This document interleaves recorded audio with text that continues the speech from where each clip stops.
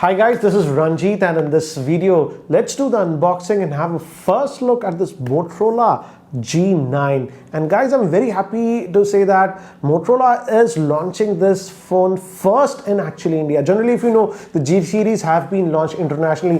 Only later on, after a month or two, they used to come. But this one is actually launching first in India, and the Motorola India team told me that this smartphone is specifically designed for India, and the variant that we have is actually made in India around Tamil Nadu. So let's quickly have a look at the same. And this one is supposed to have a new Snapdragon, a 662 SoC. This is similar to the Snapdragon 665, but actually this is a new one. I just don't get this, Qualcomm's naming convention. In fact, the 662 has some new features that was not found on the Snapdragon 6 series. For example, this has dual GPS, the regular GPS, as well as now the Navic GPS that is from India. And also the 662 also has HEIF actually codec that helps pictures and videos to be compressed almost half the size. This was generally not found in other Snapdragon 6X series of processors. So let's quickly open this up. And guys, this is a review unit, and I'm opening it before the launch. So I don't know the exact pricing of this one, but I'll add the pricing information here or in the description below. I feel this should, I don't know, these days because of the GST and the COVID situation, pricing is haywire, but I feel this should be priced aggressively. Anyways, as you can see, it says the Moto G9, and this one also comes with that 5000 milliamp hour battery, and you actually get this only in one variant, 4 gigabytes of RAM, that's LPDDR4, and 64 gigabytes of internal storage.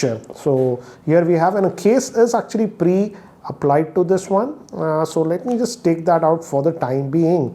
And this color is nice, and guys, this is actually the fingerprint scanner, and we also have the triple camera setup. I have a plastic over here. I will take that out. I will take that out later on, but yeah, this is the device. And let's peel this off also. It's always nice. Move this, and we'll come back to the device later. Let's see what else does Motorola give in the box. Quick readme guide, guys, basic stuff. It will give you the basic stuff about the device, and it's supposed to come with a hybrid SD card slot, guys. So that's what we have. And SIM ejector tool is here. This is should be the USB Type-C cable. Yes, it comes with the USB Type-C, and this is actually a new 20-watt fast charger that Motorola is bundling. So nice to see they are bundling a 20-watt fast charger in the box. So that's what we get in the box. So let me keep these things to the side for now, and let's look at the handset itself. And this one has a 6.5-inch screen, punch hole, kind of a notch over here, might be a U notch. We'll look at it. And this is a HD plus screen, 6.5-inch. Back we have a triple camera setup. The main camera is a 48 megapixel with f1.7. Then we have a 2 megapixel for depth and 2 megapixel for macro. This is actually flash fingerprint scanner, and we also have a couple of keys over here. So let me go over them. Here we have the 3.5mm headphone jack, and looks like a secondary noise cancellation microphone. That's nice. Generally what I'm noticing in some of the budget Android phones, secondary noise cancellation is missing. So nice to see that we have that. And here we have a dedicated extra key. I believe this is a Google Assistant key. Then we have the volume rocker, power on off button, bottom main vent for the speaker, Type-C port, main microphone. And over here, your slim slot, we saw that it's a hybrid solution. They should have given a dedicated, but this is what we are getting in this one. So let me just put this back, and let's try to boot this up.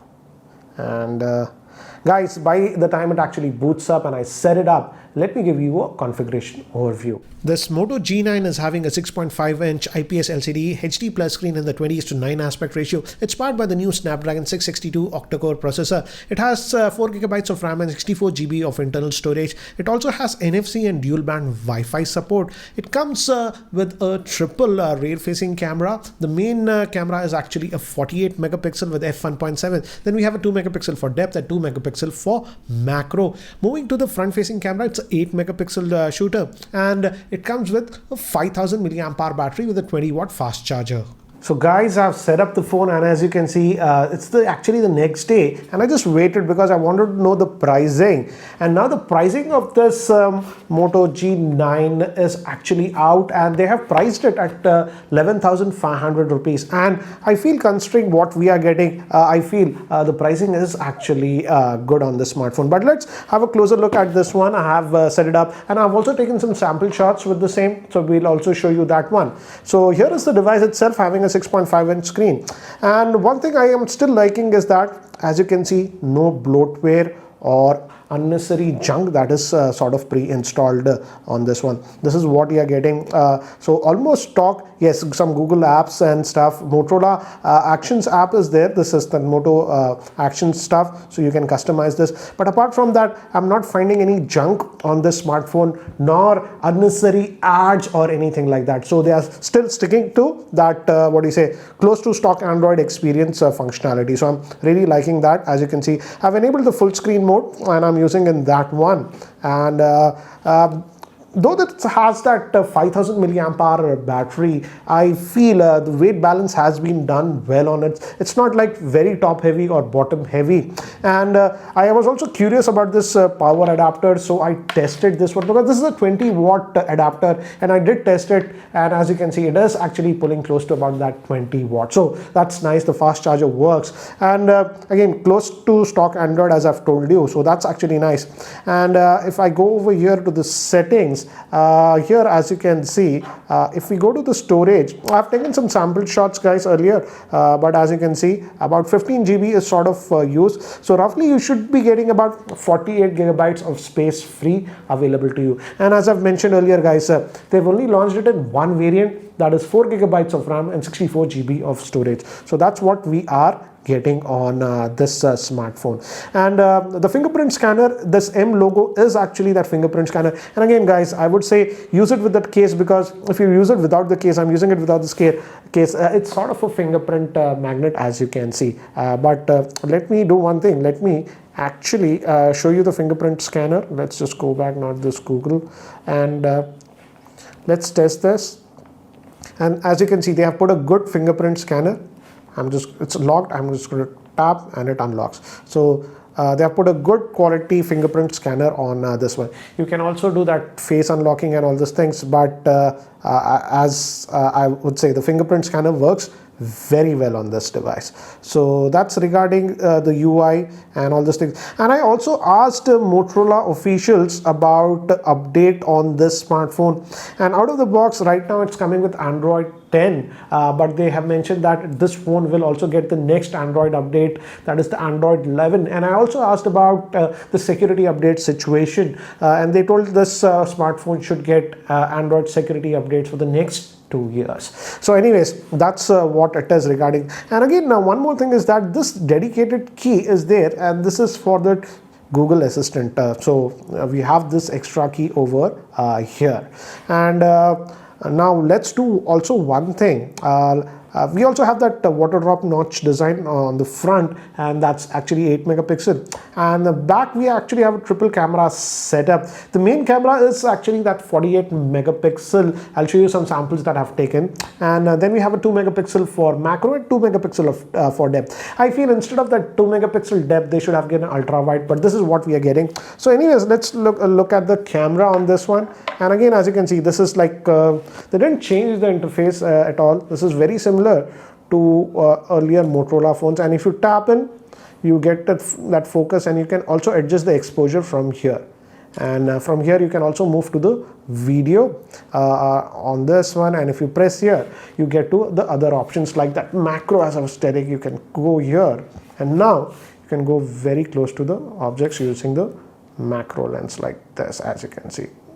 So we have the modes over here, and we also have that portrait mode. Let me actually show you some of the samples that I've taken with this one, so that you have a better idea regarding the camera. So these were the samples taken, and one thing I noticed immediately is that colors are very close to natural. It doesn't try to overboost the colors. So this is what you would expect. And now moving to some close-up shots like this. As you can see, they came out also good. This was regular and this was taken in the macro. One more example, regular shot, and this was taken in the macro. Now it was very cloudy, so very dull lighting conditions, but as you can see here also it did a decent job. Now moving to some human subjects, as you can see here also it did a good job. This was regular shot and this was with the portrait mode, and this again regular, this was portrait. You can adjust the blurring in the portrait mode. Now moving to the front facing camera, these were taken with the front facing camera, and now I enabled the portrait bokeh mode with the front facing camera.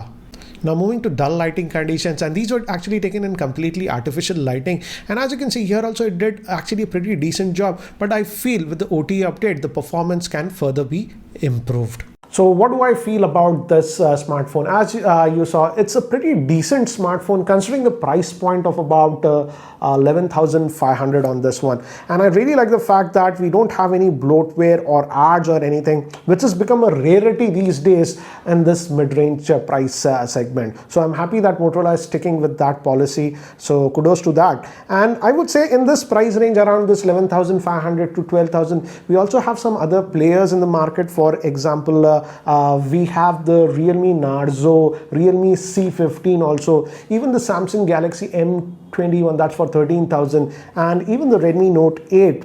And I feel this is a good smartphone in that price range, considering the fact that we are getting that 48 megapixel rear facing camera with that 5000 milliamp hour battery, and I'm glad they have bundled that 20-watt charger on this one. And not to forget the bloat free, close to stock Android experience that you are getting on this smartphone. So certainly I would say this is a value segment smartphone that we are getting from Motorola, and I'm happy to see that Motorola finally is now starting to get aggressive in India. We saw that with the earlier Fusion Plus, now with this one, and I'm really happy about that. Anyways, what do you guys think about this Moto G9? Do let me know in the comment section below. Anyways guys, that's it for now. Thanks for watching. This is Ranjit, and I hope to see you in my next video. Take care guys.